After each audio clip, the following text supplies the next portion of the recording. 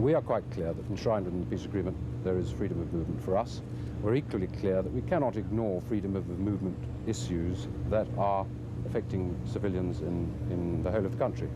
But we're not a police force. We cannot be everywhere all the time. We cannot take on the roles of being a police force. We have a number of mechanisms that we can employ to try and achieve freedom of movement, and you saw those at work during the release of the recent Elijah detainees. So we do have the mechanisms. We will use them to do what we can. We do care, but actually we are not a police force, and we don't have sufficient troops to guarantee freedom of movement for everybody throughout Bosnia 24 hours a day. Well, I think that any situation anywhere in Bosnia which is produces a risk of conflict or of a breakdown of a structure that is necessary for this peace agreement to take root is extremely dangerous, and I think Mostar is probably as dangerous anywhere at the moment.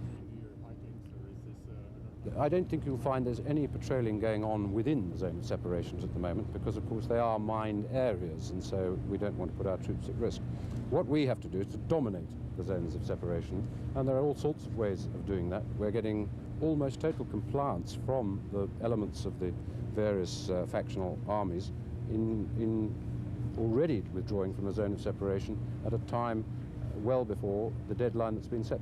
So I'm confident that if this current spirit of compliance continues, that we will not have difficulty in that area. I do not want to put troops patrolling into the zone of separation until I personally am clear that there aren't any mines in there. What decisions are made about Srebrenica, what we will be doing is continuing to conduct